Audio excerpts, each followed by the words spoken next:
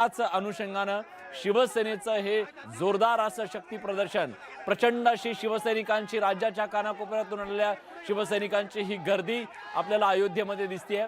खरं तर 10 महिन्यांपूर्वी जेव्हा शिवसेनेनं अयोध्येवारी केलेली होती तेव्हा त्याचं नेतृत्व केलेलं होतं प्रामुख्यानं, ज्यांचं प्रमुख अतिथी तेव्हा होते शिवसेनेचे तेव्हाचे पक्षप्रमुख हे उद्धव ठाकरे। पण आणि त्यांचं संपूर्ण नियोजन, त्या संपूर्ण अयोध्यावारीचं नियोजन करण्याची जबाबदारी ज्यांच्यावरती होती ते होते एकनाथ शिंदे। पण त्या अयोध्या दौऱ्याच्या मध्ये पडलेली जी शिवसेना अंतर्गत कलहाची ठिणगी होती, त्यानंतर शिवसेनेतल्या 40 पेक्षा जास्त आमदारांनी, 13 खासदारांनी बंडाचं निशाण फडकावत वेगळा गट त्यांनी केला आणि त्या गटाच्या माध्यमातून एकनाथ शिंदे यांच्याकडे शिवसेनेचं नेतृत्व गेलं। आणि आता एकनाथ शिंदे यांच्यावरती जी जबाबदारी व्यवस्थापनाची होती मागच्या दौऱ्याच्या वेळी, तेच आज प्रमुख अतिथी उत्तर प्रदेश सरकारचे प्रमुख अतिथी म्हणून आणि या संपूर्ण अयोध्या दौऱ्याचे प्रमुख व्यक्ती म्हणून आज तिथं नेतृत्व करतायत। आणि त्यांच्या नेतृत्वाखाली आज शिवसेनेचा आणि भाजपच्या नेत्यांचा हा अयोध्या दौरा आज होतोय। अयोध्येमध्ये एकनाथ दाखल झाले आहेत आणि एकनाथ शिंदेंचा हा अयोध्या दौरा महाराष्ट्राच्या सुद्धा राजकीय पटलावरती त्याचे राजकीय पडसाद आपल्याला उमटताना पुढच्या काळामध्ये दिसणार आहेत। कारण ही लढाई जी हिंदुत्वाची आहे, आतापर्यंत शिवसेनेमध्ये ज्या राजकीय घडामोडी घडल्या त्याच्यामध्ये शिवसेना नाव आणि शिवसेनेचं धनुष्यबाण हे चिन्ह याच्यासाठी आधी सुप्रीम कोर्टात आणि त्याच्यानंतर निवडणूक आयोगात, केंद्रीय निवडणूक आयोगामध्ये सुद्धा ती सगळी राजकीय लढाई झाली। त्या लढाईमध्ये एकनाथ शिंदे यांनी बाजी मारली आणि त्यांनी धनुष्यबाण आणि शिवसेना हे नाव मिळवलं। त्यानंतर आता खरी लढाई सुरू झाली आहे, ती म्हणजे शिवसेनेचा आत्मा असलेली, शिवसेनेचा ओळख असलेली, शिवसेनेचा वोटर जो कोर वोटर आहे, जो हिंदुत्वाशी बांधला गेलेला आहे, त्या हिंदुत्वाच्या मुद्द्याची आता खऱ्या अर्थानं लढाई सुरू झालेली आहे। एका बाजूला ठाकरे गट हा हिंदुत्वापासून दूर गेल्याचा आरोप सातत्यानं केला जातोय।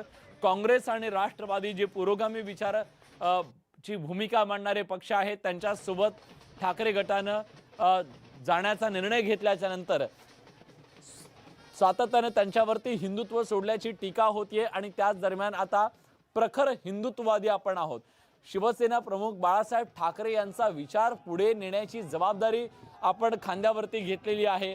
आणि खरं तर देशाच्या राजकारणामध्ये आतापर्यंत आपण बघितलेलं आहे की प्रतिकात्मक वेगवेगळ्या गोष्टींना खूप मोठं महत्त्व आहे।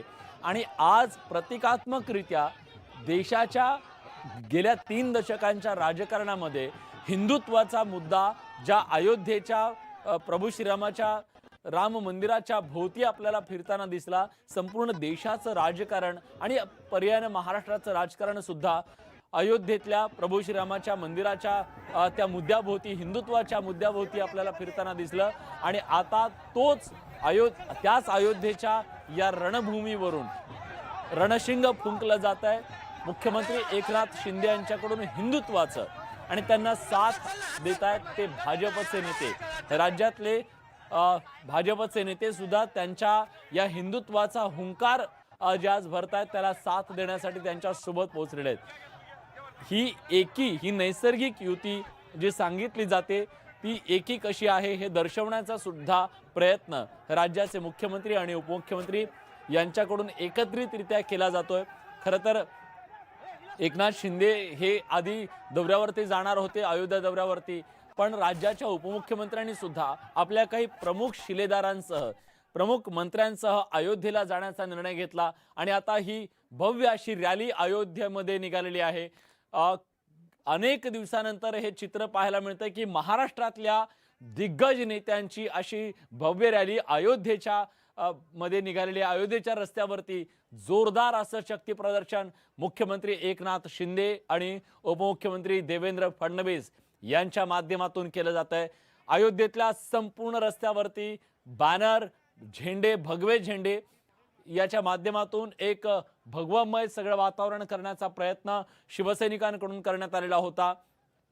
आणि अयोध्येतल्या अयोध्यावासियांनी सुद्धा मुख्यमंत्री एकनाथ शिंदेंचं जोरदार असं स्वागत इथं करायला सुरुवात केलेली आहे। भव्य अशी रॅली, प्रचंड गाड्यांचा ताफा तिथं दाखल झालेला आहे आणि या संपूर्ण रॅलीला यशस्वी करण्यासाठी उत्तर प्रदेशचे मंत्री हे त्यांच्या दिमतीला आहेत।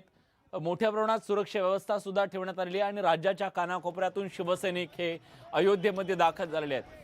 ज्या शिवसैनिकांनी आतापर्यंत अयोध्येतल्या प्रभू श्रीरामाच्या राम मंदिराच्या जन आंदोलनामध्ये सक्रिय असा सहभाग घेतला, अनेक केसेस आपल्या अंगावरती झेलल्या, त्याचबरोबर भाजपच्या कार्यकर्त्यांनी, हिंदुत्ववादी कार्यकर्त्यांनी सुद्धा कारसेवा केलेली होती, त्या सगळ्यांसाठी आता एक महत्त्वाचा क्षण येतो, तो म्हणजे प्रभू श्रीरामाचं, रामलल्लाचं जे भव्य असं राम मंदिर अयोध्येमध्ये उभं राहत आहे। या राम मंदिराची सुद्धा उभारणी जोरदार सध्या सुरू आहे, युद्धपातळीवरती त्याची उभारणी सुरू आहे। त्याची पाहणी सुद्धा मुख्यमंत्री एकनाथ शिंदे यांच्याकडून केली जाणार आहे। अजित मांढरे आपले प्रतिनिधी आता आपल्यासोबत आहेत। अजित, न भूतो न भविष्यती असं हे चित्र अयोध्येच्या रस्त्यावरती, राज्याचे प्रमुख कारभारी हे अयोध्येच्या रस्त्यावरती जोरदार असं शक्ती प्रदर्शन करताना दिसत आहेत। याच शक्ती प्रदर्शन करता गेल्या अनेक महिन्यांपासून तयारी सुरू होती।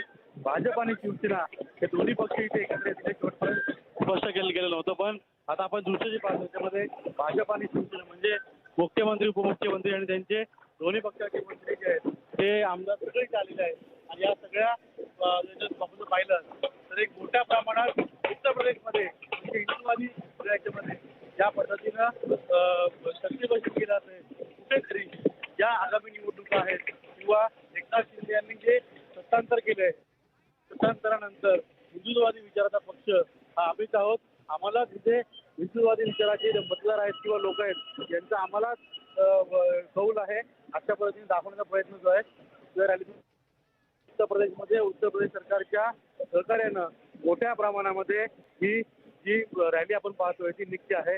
जोरदार शक्ती प्रदर्शन जे आहे ते मुख्यमंत्री एकनाथ शिंदे यांच्याकडून केलं जात आहे आणि साधारणपणे जर आपण पाहिलं तर वेगवेगळ्या भागातून जी लोक जी आहेत महाराष्ट्राच्या ती इथे आलेली आहेत आणि यासोबतच मोठ्या संख्येनं पदाधिकारी, कार्यकर्ते देखील भाजपचे उत्तर प्रदेशमधील ते देखील या सगळ्या त्याच्यामध्ये सहभागी झालेले आहेत।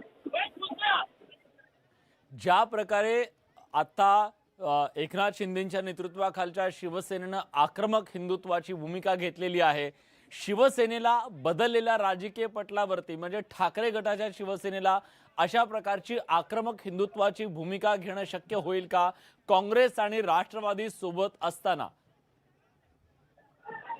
ठाकरे गटाच्या बाबतीत जर विचार केला तर सकाळी संजय राऊत यांनी या सगळ्या दौऱ्यावरती प्रतिक्रिया दिली की डुप्लिकेट सेना आम्ही जे केलं ते केलं करते अशा पद्धतीनं त्यांनी परकट टीका केली होती, पण नंतर जाऊन त्या टीकेला डॉक्टर खासदार श्रीकांत एकनाथ शिंदे यांनी जे उत्तर दिलं की डुप्लिकेशन हे कोणी केलं हे आता जनतेला कळतंय आणि हिंदुत्ववादी जे आहेत ते कोणाच्या मागे आहेत आणि हिंदुत्वाला सोडून ते लोक गेले, त्यांना काय परिणाम होऊ लागला हे लोकांनी पाहिलंय। त्यामुळे कोणी काय बोलतंय याला महत्व देत नाही, पण ज्या पद्धतीनं सर्व गोष्टी आम्हाला करायच्या त्या आम्ही करणारच, यावर आम्हाला कोणी थांबवू शकत नाही। हे आता प्रतिवाद जे आहेत, वाद प्रतिवाद ते वारंवार या दौऱ्यावरून पाहायला मिळते, आजही पाहायला मिळत आहेत आणि ठाकरे गटाचं संपूर्ण पाहिलं तर वारंवारच म्हणतात की ज्यावेळी उद्धव ठाकरे आले होते अयोध्येला त्यावेळी सगळं नियोजन जे आहे ते एकनाथ शिंदे यांनी पाहिलं होतं आणि आता त्यांनाच मुख्यमंत्री म्हणून इकडे नियोजित करून त्यांना इथे बोलवलं गेलेलं आहे। अजित, आपण बघितलं गेल्या 10 महिन्यामधल्या ज्या राजकीय घडामोडी घडल्या विशेषतः शिवसेनेतल्या,